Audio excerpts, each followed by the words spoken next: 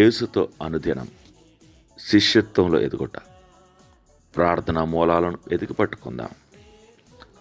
ప్రతిఘటించవలసిన ఆలోచనలు చదివి ధ్యానించడానికి సామెతలు 21-9 వరకు.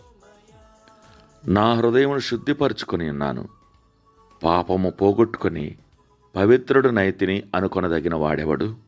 9వ వచనం. మనం నడిచి వెళుతున్న ఈ యుగంలో పాప చింతన అనేది కొరవడినట్లుగా అనేక మంది క్రైస్తవ వేదాంతులు అభిప్రాయపడుతున్నారు.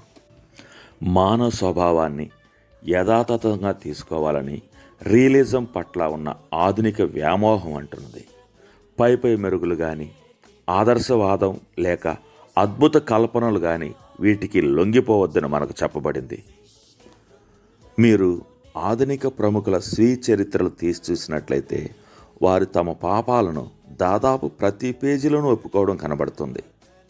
థామస్ హార్డీ రాసిన నవల టెస్ ఆఫ్ ది డి ఉర్బల్ విల్స్లో టెస్ యొక్క తల్లి పాత్ర ద్వారా కొన్ని మాటలు చెప్పిస్తాడు. అందులో తల్లి తన కుమార్తె యొక్క లైంగిక పాపం గురించి కనుగొంటుంది. నీవు చేసింది సాధారణమైన మానవ తప్పిదమే, దానిని అత్యంత మంచిదిగా మనం చేయాలి. ఈ ఆలోచన ప్రపంచంలోని స్త్రీ పురుషులందరి నోట వినిపిస్తూ ఉంది. ఇది సాధారణమైన మానవ స్వభావం కాబట్టి దాన్ని పాపం అని అనలేం. ఇలాంటి మాటలతో మీ బుర్రలపై లోకం చేస్తున్న దాడిని క్రైస్తవులు ప్రతిఘటించాలి. పాపాన్ని పాపమని చెప్పడం నేర్చుకోవాలి. ప్రభువైన యేసు అనుచరులమైన మనం పాపంలో పడినప్పుడు దానిని తేలిగ్గా తీసుకోకూడదు. ఆ పాపం మాటల వలన కావచ్చు, ఆలోచనల వలన కావచ్చు, పనుల వలన కూడా కావచ్చు. ఇది కేవలం నా స్వభావాన్ని బహిర్గతం చేస్తుంది, ఇది నాకు అంతగా ఇష్టం లేదు కానీ ఏదో సాధారణంగా జరిగిపోయింది అంటూ పాపం గురించి ఎన్నడూ అనవద్దు. పాపం యొక్క పర్యవసానం భయానకంగా ఉంటుంది. పరిశుద్ధ గ్రంథం దీని విషయమై నిక్కచ్చగా చెప్తుంది. పాపం వలన వచ్చే జీతం మరణం. రోమా 6:23.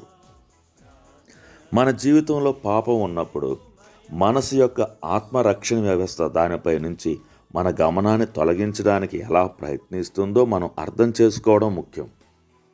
మనమున్న పరిస్థితులు అసాధారణమైనవని మనం వేడుకుంటూ ఉంటాం, లేకపోతే ఆ కాలం మారిపోయిందని అనుకోవచ్చును.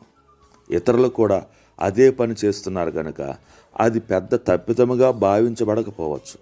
ఇవన్నీ చాలా ప్రమాదకరమైన ఆలోచనలు. వీటిని ప్రతి క్రైస్తవుడు ప్రతిఘటించాలి. పాపం యొక్క నైజాన్ని మనం తప్పక గుర్తించి దానిని స్పష్టంగా తెలుసుకొని మనం చేసిన తప్పును దేవుని ఎదుట ఒప్పుకోవాలి. మన జీవితంలో పాపం ఉన్నట్లయితే దేవునితో మనం ఎంతో దూరం ప్రయాణించలేం.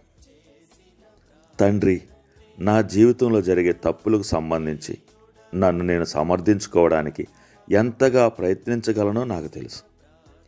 మా అంతరంగంలో సత్యం ఉండాలని మీరు కోరుతున్నారు.